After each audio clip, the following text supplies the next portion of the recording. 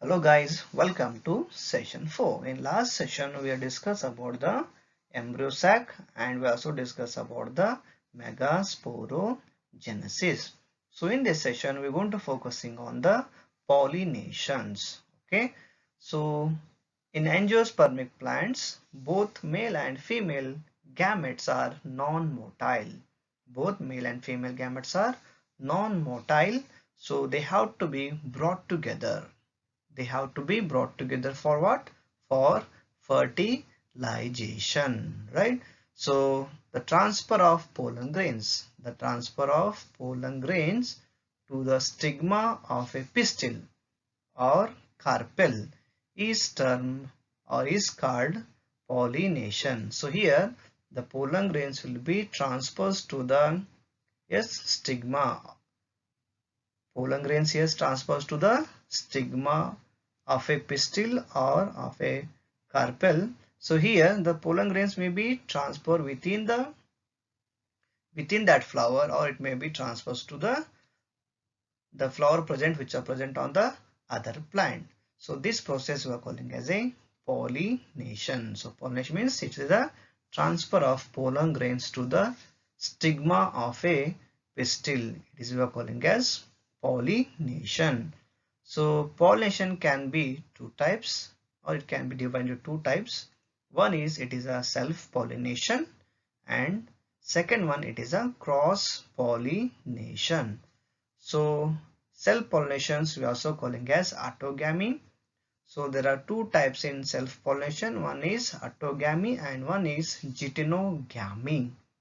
In cross-pollination we are also calling as allogamy. There are two types. One is genogamy and one is hybridism.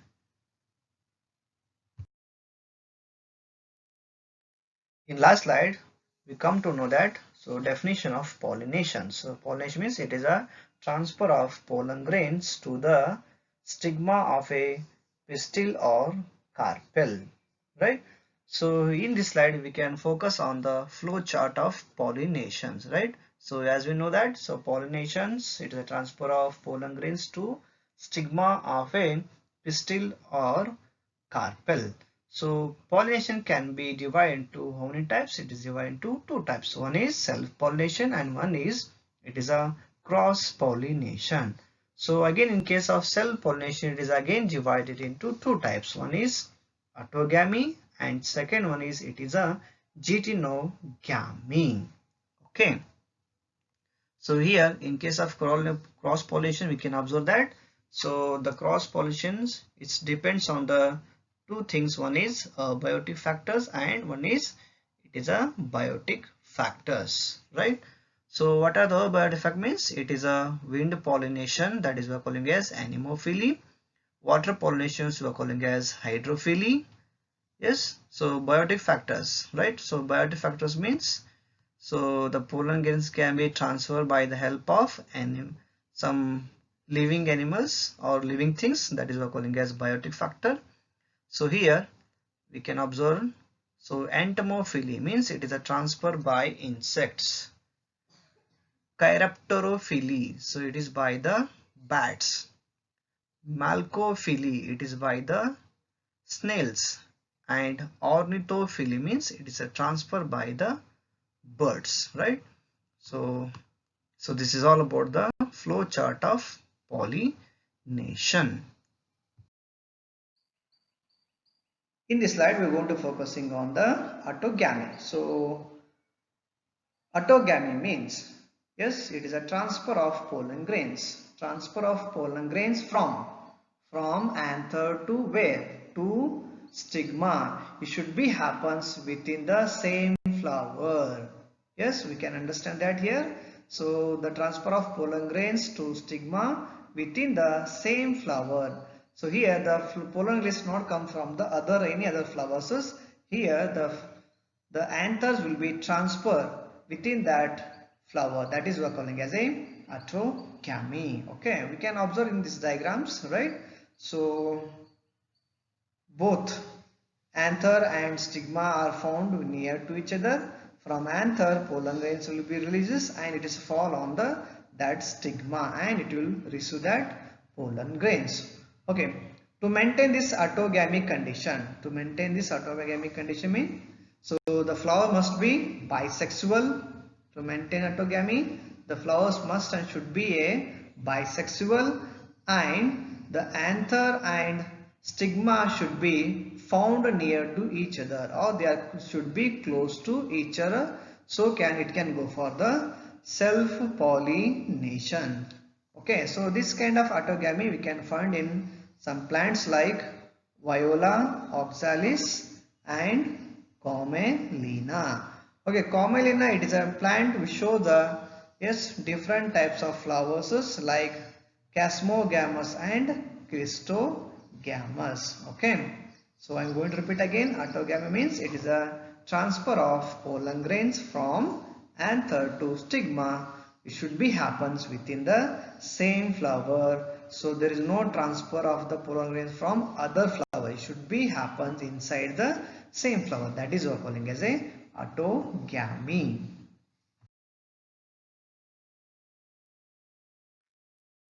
In this slide, we are going to discussing about the definitions like Casmogamus and Clistogamus. First, we'll focus on Casmogamus. Okay, so Casmogamus means flowers which are similar to flowers of other species with exposed anthers and stigma. Okay, so in simple word we can understand. So Casmogamus means these are the flowers which are exposed, or which are the open type of flowers. Simply we are calling as open type of flowers. Here the anthers and stigma are exposed to the environment.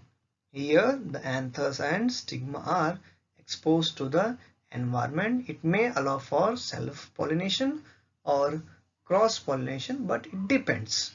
Okay, so the flower is open type, means the anthers and stigma are exposed to the environment. Okay, this kind of flowers we are calling as a Casmogamus. Second one, Clistogamus. Okay, we can observe diagrams here. So Clistogamus means here the flowers do not open. Here the flowers do not open means the flowers in the bud conditions. The flowers are in the bud condition means here it do not expose the anther and stigma to the environment. So Clistogamus means these are the closed type of flowers where it does not expose the anthers and stigma to the environment. So it is a closed type of flowers.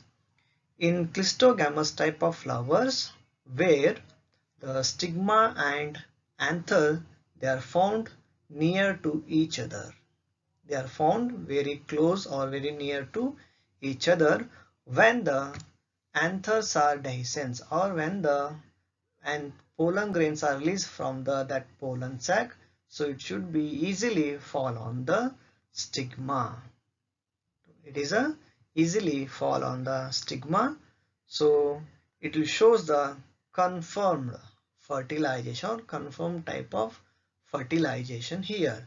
So in case of coronation we cannot find some confirmed type of fertilization, but here we can find there's a confirmed seed setting, we can call as seed setting even in the absence of pollinators. Here there is no requirement of pollinators. Okay, so this kind of flowers we are calling as a Clistogamus, and this Clistogamus they will show only one type of pollination, that is a self pollinations.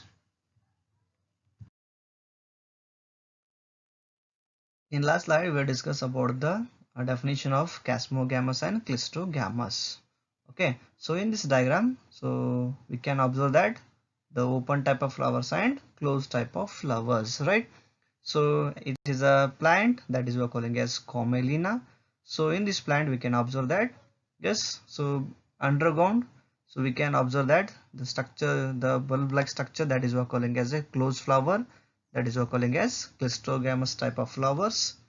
So above one which are found on the leaf, the colored flower, that is what we're calling as chasmogamous, right? Next one is geitonogamy.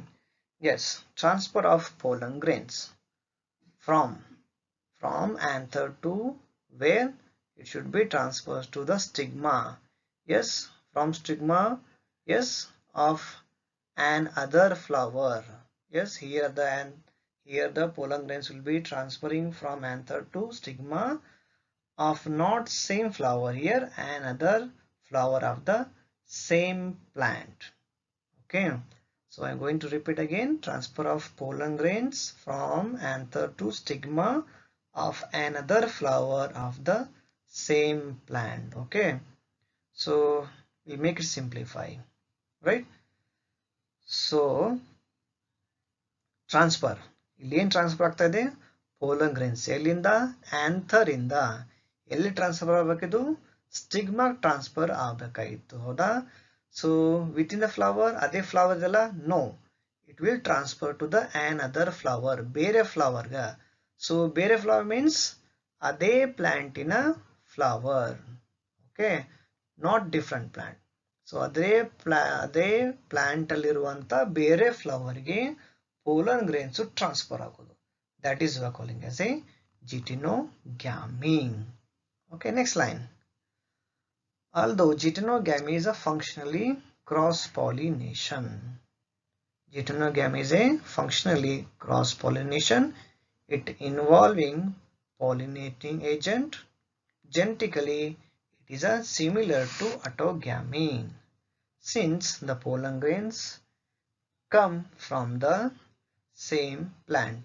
Okay, so here simple we can understand that functionally it will show the cross pollination, because we know that here that there is a transfer of pollen grains from one flower to other flower of the same plant, means so here it's required for transportation of pollen grains, it requires some pollinating agent. Okay, but genetically, when it comes to genetically, it is come from the same plant, it is come from the same plant, so it will show the autogamy, it will shows autogamy. Okay, so this is all about the geitonogamy. Yes, in this slide we are going to focusing on the contrivances for self pollination. Now what is the meaning of contrivance? Means it is a adaptation. So adaptation for what? To favor the self-pollination or to favor the autogamy. So here the flower does not want for cross-pollination. To avoid the cross-pollination, it will bring some adaptation.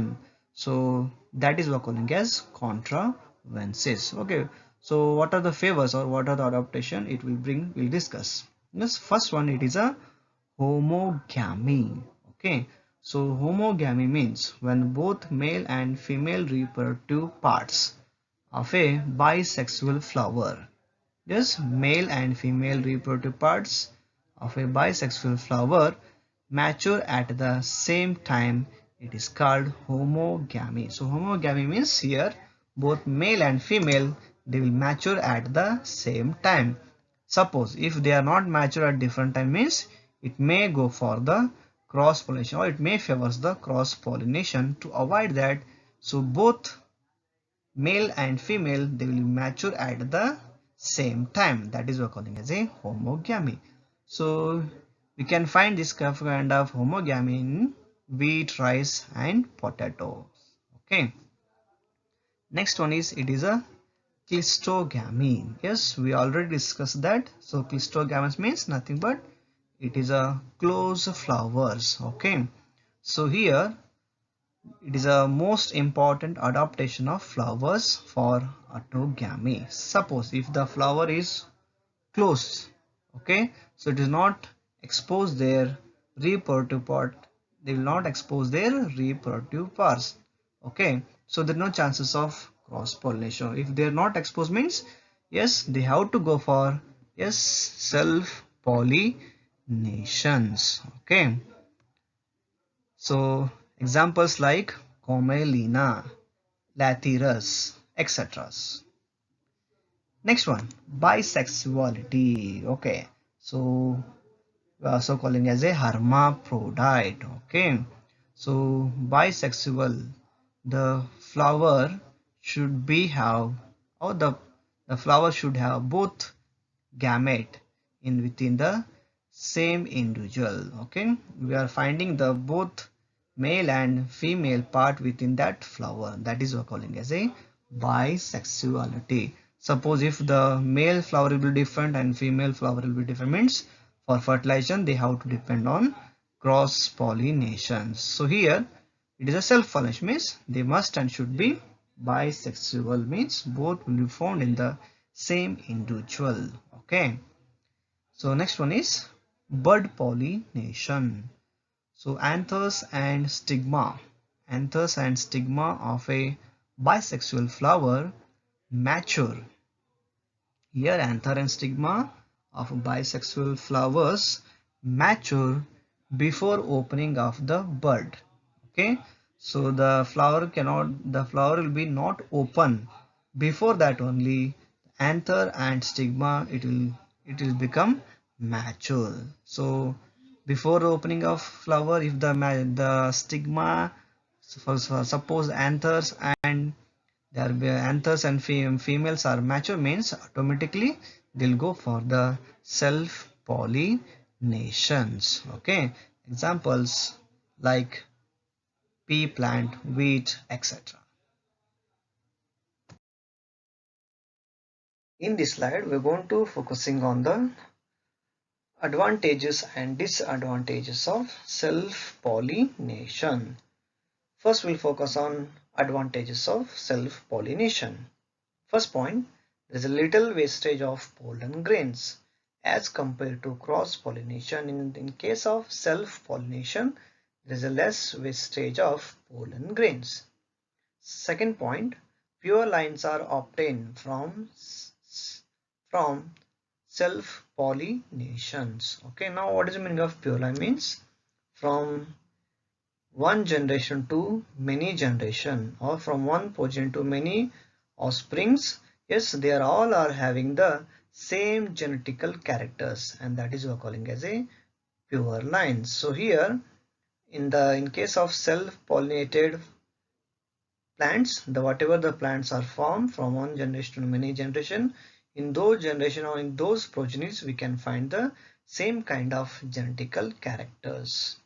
Okay, third one is it is a ensure seed formation, means there's a confirm of fertilization. In case of correlation, there is less chances of fertilization. Here it will show the confirmed fertilization in case of self pollination. Next one is disadvantages of self pollination.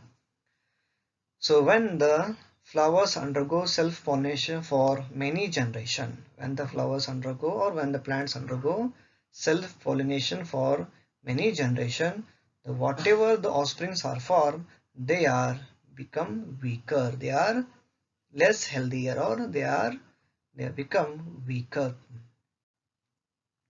Second point, there is a no chance for evolution of the species, so it will show lack of variations. Okay, so as you know, it is a self-pollinated, means so from one generation to other generation it goes on showing the same kind of genetic characters. So there is no changes will be happens in the genetic characters.